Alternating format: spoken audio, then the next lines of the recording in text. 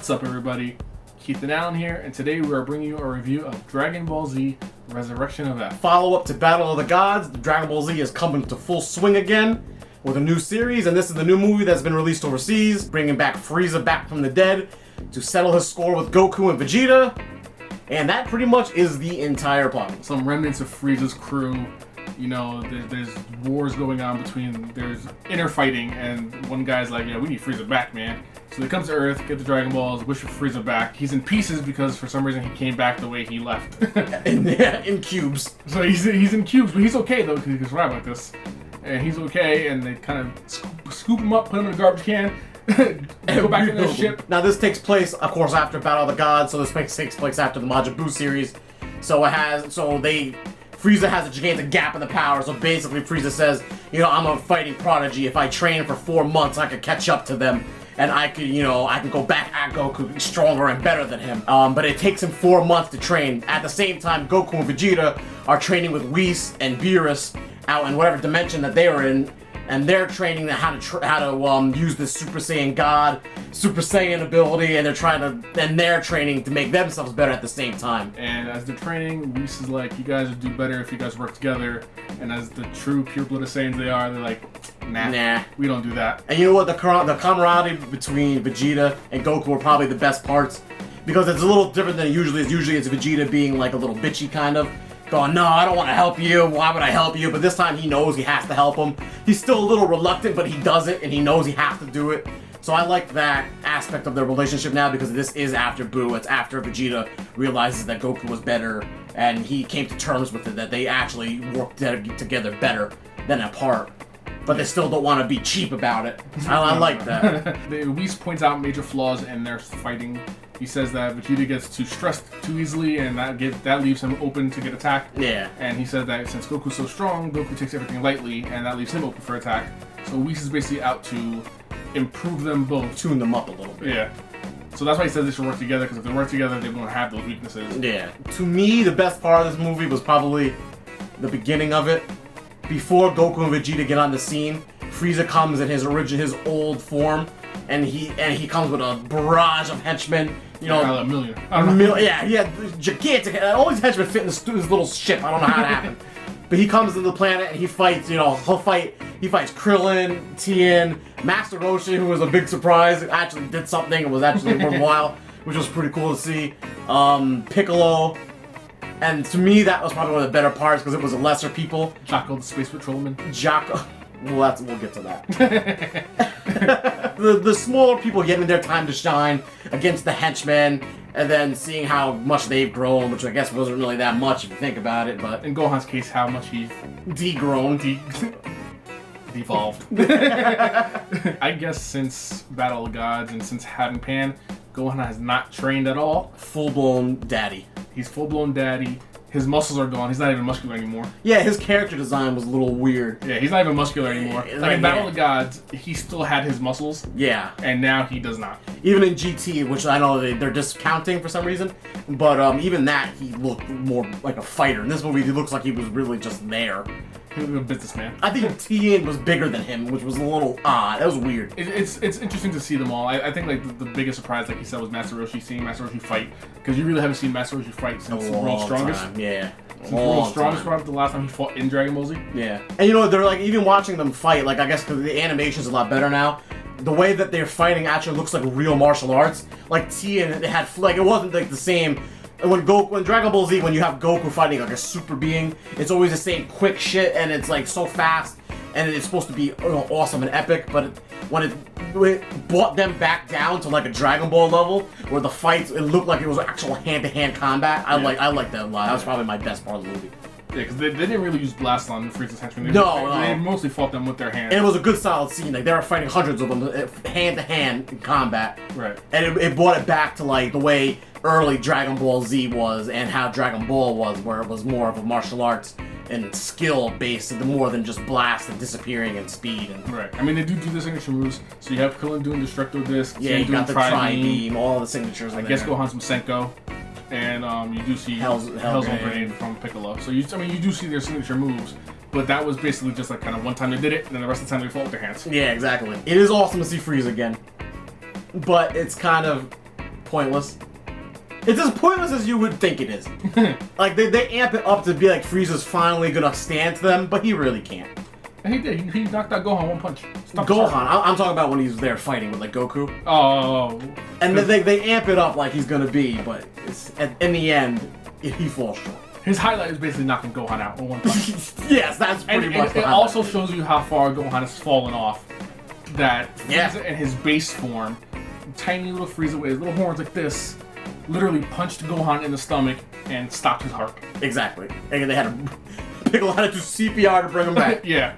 And it shows you how far that Gohan has fallen off the wagon. It was cool seeing Frieza, but just the way that it was him same old vendetta against Goku. Why had you beat me? Here I am again. Here we are, blah, blah, blah, blah. Frieza's my favorite Dragon Ball Z villain. Frieza's my favorite Dragon Ball Z villain, too. I love Frieza. Any chance to get Frieza, I'm all for it. Even if he's not doing as well as he could.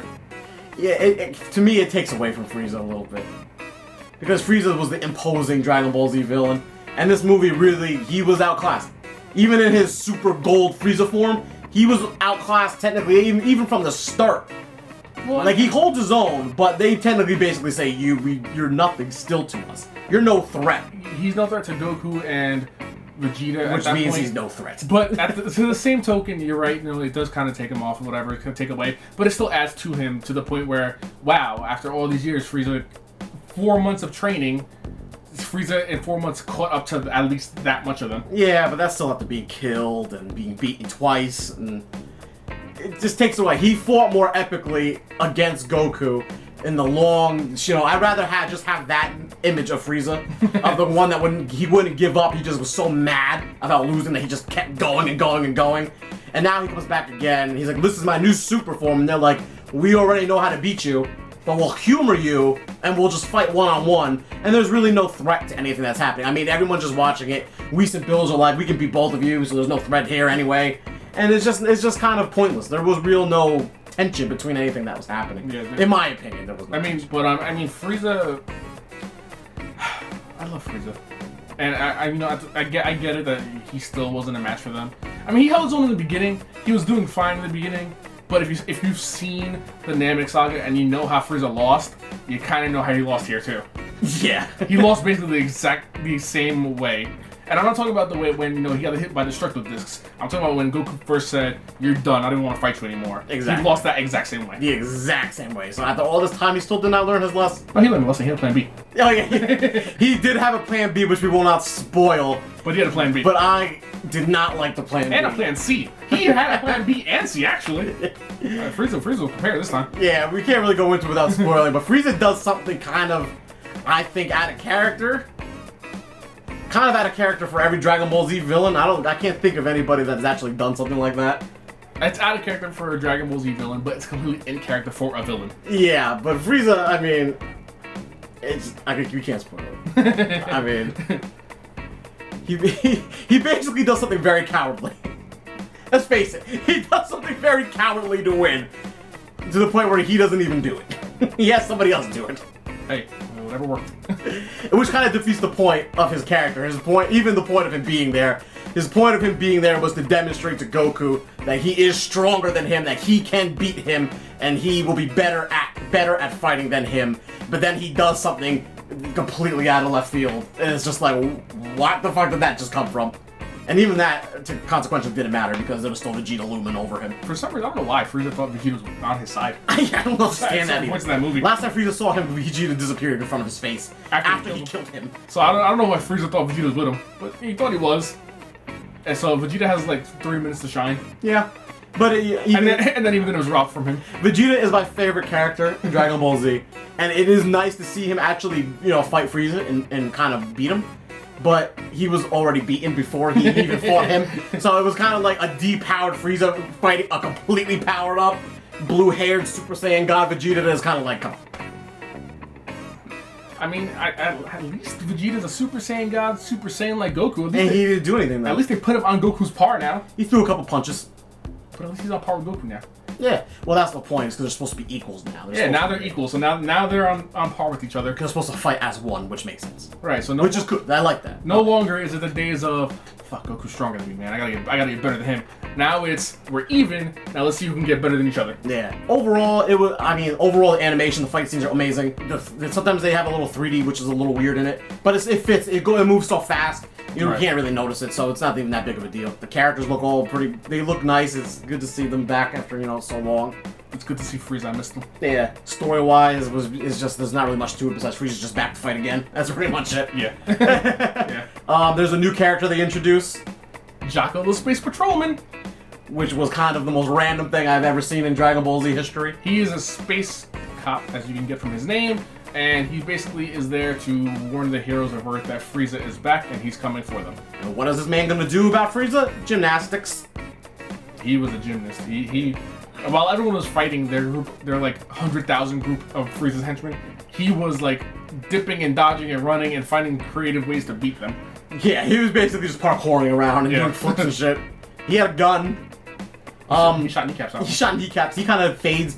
He's there for like that beginning scene, and then he kind of fades into the background for the rest of the movie. And it's like, that was completely. You could have taken that character completely out. It wouldn't have made any difference. There, and he's basically there to warn them, like, oh, Frieza's coming back. You gotta stop him. Yeah, exactly. And then that's his whole plot of the movie. That's it. It served no point. It was them trying to do something new. Here's a new character. Have fun with it. Space cop. Whatever. And thankfully, there's no Yamcha. No Yamcha. No Chaozu. No Chaozu. They left the C team home. Yeah, you were left with the B team. The B team was up in front. The B team was front and center. Yep. The C team stayed home. A team came at the end. And isn't that your problem with the movie? That you saw how shitty they were without Goku and Vegeta? That's my number one problem. Like I love Dragon Ball Z to death. Dragon Ball Z is absolutely my favorite anime of all time. But when you see it now that it's like all these other shows that have come after it, when they have all the character developments, all the characters have their own special abilities. Like I use Naruto as an example. If you take Naruto and Sasuke out of Naruto, there's still tons of characters that can hold their own and are useful and can have different adventures and different scenarios where they have their own thing going on and it's still interesting. But when you take Goku and Vegeta out of Dragon Ball Z, you're left with nothing. You're left with absolutely nobody of use because they've decharacterized Gohan. Yeah, Gohan's a nobody now. Yeah, Gohan's not interesting and he's not anything anymore. And then all you have is him, Piccolo, which has been the same note since Raditz, and Tien, which is probably the most interesting of all of them, but never got the screen time in Z that he probably deserved. He had his one moment against Cell. Yeah, exactly, and that came out of left field too. Like he was gone from like Frieza. He had this stupid other world when he was training, and then he was gone from the main battle until Cell. And then he showed up one more time, I think, in Majin Buu. He showed up once in Majin Buu to save Gohan's life because Gohan was about to get blasted. Yeah, and he saved Gohan's life. And then you got Krillin and them, but they're nothing. There's nothing to them. It's either Goku, Vegeta, or them, and they're not good. That's why I hope this new series I want to see Beerus and Whis do stuff, do something. Yeah. I have other characters that can be, gonna have a little bit of drama between them that could actually do something would be nice. Or at least rebuild Gohan then. Yeah. I'm fine. Again, we did it in Majin Buu. We do it again. I'm fine with taking Goku and Vegeta out the equation. I'm fine with having arcs without them in it. Fine, there's no arcs in it, but at least build Gohan back up to a point where I'll be interested in his character again. Yeah. Or put Oob back in. One of the two. Nobody wants to see Oob. But they built up Oob like it was his time. Nobody wants to see Oob. I'm just saying though. GT built him up. People either take GT or leave GT. And actually, he's at the end of Z. And at the end of Z, Goku's like, well, you're going to be the new hero of the universe. This movie, I'd give it a solid B+. B+? Yeah. It's a B+ because of the lack of character development that I got from Gohan and the B team. I give it probably about a B- C+. Oh, what? A C+, which pains me because I love Dragon Ball Z so much. But I give it a C+. I mean, to me, the best part was when the B team was doing something, because at least it made sense. They actually had a threat of dying. There was a threat there. Frieza was there. Frieza was better than them, and they're like, holy shit, it's Frieza. That was probably the most empowering Frieza was in this whole movie. And then when Goku and Vegeta show up, and they're just kind of looking at Frieza like, what the fuck are you gonna do? It kind of degraded Frieza a little bit. No matter how strong and cool he looked. They have their moments when they're shocked at how strong Frieza has become. Barely. They go, oh. Wow. They were shocked, but they were just like. But there were still two of them. Goku fights him one-on-one for the entire movie, pretty much. Yeah. And if any point something got crazy, Vegeta could have stepped in and it would have been over. And that's, to me, Dragon Ball Z is at its best. Goku says it best when he fought Frieza in the original series. When Frieza, before Goku turned Super Saiyan, Goku was beaten out of his Kaioken, and Goku had no energy left, and Frieza was still saying, I've only used 15%, and Goku says, I don't care how strong you are, I don't care if you're a million times stronger than me, I will find a way to beat you. And now, they are so strong that they are now the people that people will have to be ridiculous to beat. They are unstoppable. And to me, Frieza was best as an opposing villain, and he wasn't that opposing because Goku and Vegeta are so much, they're so powerful that there's no threat to them anymore. Well, hopefully that's what the new series brings. I hope that's what the new series brings. That's why I hope when they go to next dimensions and shit, they find people better. Hopefully the new series will bring the threats that he and I'm sure many of you are looking for. Yeah. For Goku. Because you know what? If there's no threat and there's no drama to it, then it's nothing. You know, it's cool to see Frieza back, but if you would have had him be dangerous to the B team, that's fine. That's what I'll enjoy because oh shit, even though the B team, I don't give a fuck about him. I was like, oh, hopefully they do something. They should have had like Goku and Vegeta just kind of watching, just to see how their friends would fare without them. Like Goku did in Battle of the Gods? Yeah, exactly. Because I was there the whole time. Let's just see how you guys do when we're not here to babysit you. And it's just that they're just so powerful. I mean, that's the problem with Dragon Ball Z just kept escalating. Well, I mean, it also could have been the fact that, it's a feature film, so you are limited to a runtime. Yeah. So maybe because the new series is supposed to is going to rehash Battle of the Gods and rehash this movie when it gets to that point anyway. So maybe the battle will be longer and more drawn out, and there'll be more to the fight than what we got in this movie. If they even do it, I don't see the point of a show, having a new show and then having to rehash your movies. You know what I mean? And having to retry. Why would you waste the episodes of your new show on shit that's in the movie? In case you can get to catch the movie. Yeah, yes. Let us know what you guys think about it in the comments below. Don't forget to subscribe to us. And always, keep watching.